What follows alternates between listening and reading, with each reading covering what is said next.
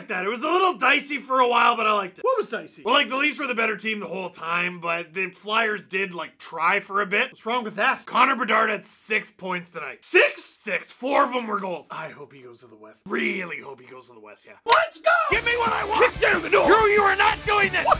Not nice! There's a giant head! You hear yourself? I made like 2,000 of these. I'd like to have fun. With you wherever you are, welcome to LFR. Victory Puppies, buddy! I told you I owed you 2, so... Really? That is the worst. That's the worst you've ever missed it. Like, can we try again? Sit. You're 8 years old. You're like, don't give me this crap. Okay. Oh, almost. That was my fault. We're getting this one. We are getting it. Here we go. Oh, yeah! Good enough. Oh, that weekend was chicken soup for the Leaf fans. Soul! Leafs win 6-2 over the Philadelphia Flyers. A lot to like about that game. A lot. Let's talk about it. And if you think you know which way it's going to go, head on over to Sports Interaction, Canada's sportsbook. With the Puck Drop, Sports Interaction has you covered before the game, live betting on all major sports, and prop bets. I wish I dropped a toonie on Connor Timmins scoring. Head to sportsinteraction.com/SDPN. That's sportsinteraction.com/SDPN. And check out their app now in the App Store. 19+. Please play responsibly. All right, we're feeling good, right? We're feeling good. There was a little bit of tumult there.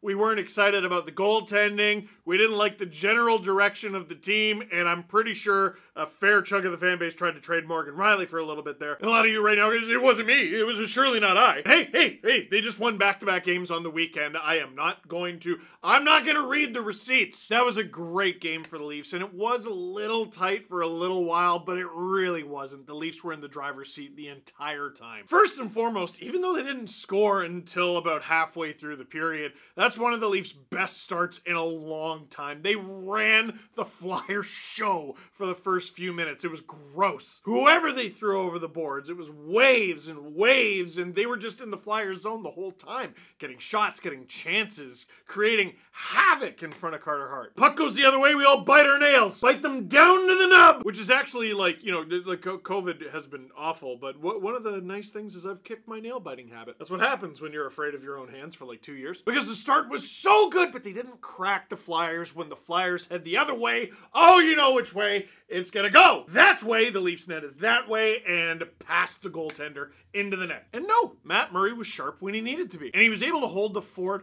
until Mitch Marner. On this play, he did to the Philadelphia Flyers the hockey equivalent of tearing the tablecloth off the table and all the plates stay still. They keep going, he slams on the brakes, waits for the perfect lane to open up to Calle Järnkrok. And yes, that's Järnkrok's goal, and yes, Järnkrok had an incredible game, but Marner has assists that are better than goals. And I know we've been down on the team a little bit over the last few weeks, but I saw that goal go in and I'm like, yeah, I think they're gonna win. And the 1-goal lead lasts, and it goes until the end of the period when they crash the net. Some hard work going on, and Zach Aston Reese getting on the board. He snipes it past Carter Hart for his 4th goal of the season. He now has more goals this season than names, and the Leafs are up 2-0. That's how they go to intermission, except it's not. And the only reason this game was close at all is because of the opportunities that the Leafs gave to the Flyers. Marner's 2 best passes in this game led to goals. Unfortunately, one of them was for the Flyers. Marner, who is a right winger, was for some reason filling in on left D,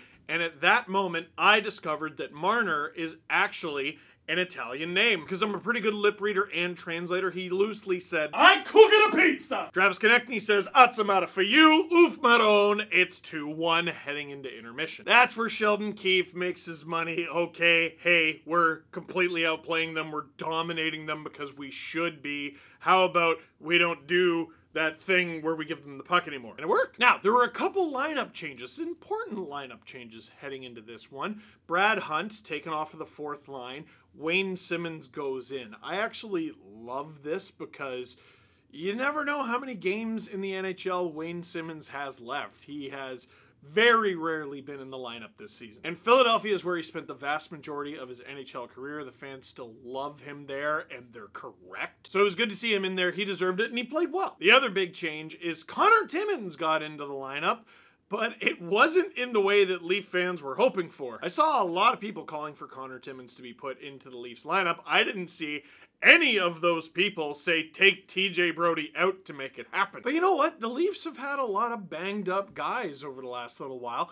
TJ Brodie among them. Part of the reason Timmins found so much success when he joined the team is he was put on a pair with TJ Brodie when he came back. All right, let's put Timmins on the third pair and TJ Brodie can be on the third pair, ease his way into the lineup, and it turned out to be magical. But now this was interesting because resting Brodie on the second half of a back-to-back and inserting Connor Timmins, we get to see who was the straw that stirred the drink. Was Timmins a product of Brodie or not? So it's Hall up with Morgan Riley. Sandin and Liljegren stays together. Love that. And it's Giordano with Timmins. Second period.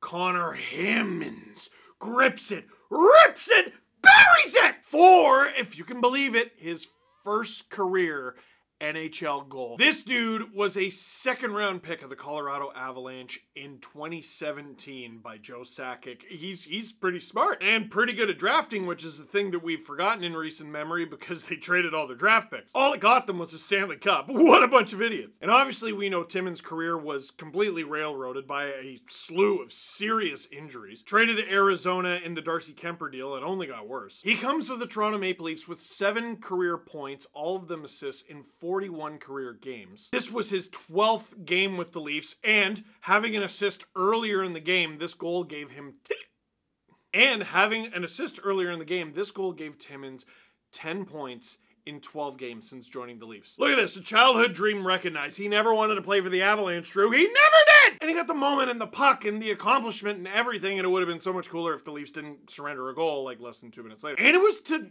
Nick Delorier with the kinda sick move. Proofs it backhand over Matt Murray, and that's the sort of goal that gives you a little bit of pause. Up to that point, I still thought the Leafs were completely running the Flyers show in the Flyers building on the second half of a back-to-back. But it's a big goal from a player you don't really expect. The fans are going nuts. The bench loved it. Except for Torts probably. He's like, I am so gonna bench that player. I am very gonna bench that player. And the Leafs take a penalty. Here it comes. While shorthanded though, all that stopped this game from devolving into complete chaos for the Toronto Maple Leafs, Timothy Liljegren. Weirdly big night for right-handed Leafs defenders. Because short-handed one-timer blasts it off the outside of the post and the Flyers go, we dodged a bullet there. Yarncrow face-off win, blam! Liljegren won't be denied his first career short-handed goal past Carter Hart. And the Leafs take the 4-2 lead, and that would be it. That's where they start to pull ahead. That's where you get the sense that they broke the Flyers' spirit. And that second slash playing like a first line of Tavares, Yarncroke, and Marner go right back to work again. Tavares battling for it. You hear them call for it. Johnny! The puck is bouncing around. Who has it? He can't get it to Marner, but he seals it off the Flyers. Yarncroke, whose name I cannot stop saying in this game because he was so good, gets it to Tavares, who cannot stop scoring recently. 5-2. Oh yeah, just warm up the bus. Warm up the bus. I know they flew, but I assume the bus goes to the airport. The rest of this game was kind of depressing from a Flyers perspective. They did get a small handful of chances on Matt Murray, who had his best game in a few games, robbing them with the pad saves. He got stung by one too, battled through that. Like, this wasn't the second half of a back-to-back game that the Leafs have played in the past. Riley stopped one off his hand and that stung him. Like, they paid a price. Sandin, Nylander, I noticed a few times they're intentionally going into plays where they're like, all right, I'm gonna get rocked, but they took the hit to make a play. And really, the Flyers couldn't get anything going. Tony DeAngelo got benched. That was funny. I enjoyed that. And only a few days after his birthday. Oh, I'm sorry. Producer Drew tells me that January 6th is not his birthday. Where did I read that then? Anyway, the Leafs get a power play. Tavares. Oh, the pass through the feet. Matthews, how does he get this shot off? For him to get the shot off the way he did means he expected Tavares to connect that pass. I would kill for that kind of confidence in anything. Austin Matthews does not have trust issues in his teammates, and Matthews, who is having the worst, most disastrous, most piece of crap season, trade him, throw him out the window, scores his 20th goal of the season at the halfway mark. Now at 5-on-5, Nylander, Bunting, Matthews, were they the greatest? They weren't the most offensively threatening, but I wouldn't say they had a bad game. And sometimes, especially when you're playing a weaker team that doesn't really have the depth, all you really got to do is be enough of a distraction to the Flyers that they can't focus on Tavares, Marner, and Yarncroke, and that was the game. Questions. What are your ideal defense pairs going into next game? Connor Timmins is in such a strange position. I mean, dude, scores his first goal, but 10 points in 12 games. He didn't have a perfect game in this one, but he was pretty good, broke up some plays. He does a lot of sneaky good things. However, this team is not desperate for change right now. It was trending that way, and then they had a really good weekend. They're not desperate for change. Justin Hall just played with Morgan Riley, and those two had a pretty good game. You gonna take Justin Hall out of the lineup? I don't know about that one. Let's assume TJ Brody comes back. Like, maybe this is a moot point and he's not back in the lineup. Then you keep it the way it is. But assuming Brody comes back, you got to have Brody with Riley, and you got to try that until it works. Geo Hall has been the pairing for a long time, and Liljegren Sandin just had their best game in a few weeks. Maybe, woe is the Leafs. They have a situation where they have too many good defensemen. Sounds good. Do you still think the Leafs should go after JVR purely for the vibes? You know, I know the Leafs don't need JVR, like, basically at all, especially after Yarncroke just had his most recent best game of the season. But have we considered the vibes? Are there enough green mouth guards dangling out of mouths on this team for them to contend? I don't know. Listen, let me miss him. All right, I miss him. I do. Can you eat a hot dog as neatly as that guy behind the bench? No, dude, I don't know if you saw the Canadian broadcast, but there was a guy behind the bench. Watching sports where there are fans visible in the background, to me, as someone who has a real hard time focusing on anything, you have to talk about those guys. Yes, the camera was on the bench to get a view of the coach and the players, and no, we're all looking at that dude fighting for his life with that hot dog. You gotta people watch. So to answer your question, no, I cannot eat a hot dog as neatly as that guy. And here's what the Leafs have to contend with, right? Like, if you're on the road, they have white jerseys, but even at home, the logo is white. I like mustard on a hot dog. I do. A lot of people don't like mustard. I love mustard. If I get mustard on this, it's a $200 mistake.